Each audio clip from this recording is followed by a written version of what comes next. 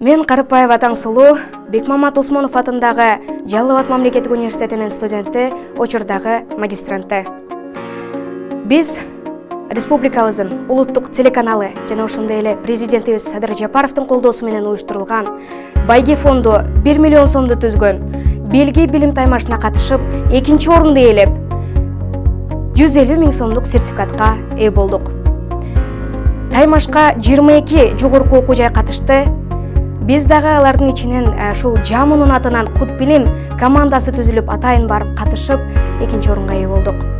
Демек, биздин даярданып барганыбыз акталды десек жаңылышпаймын.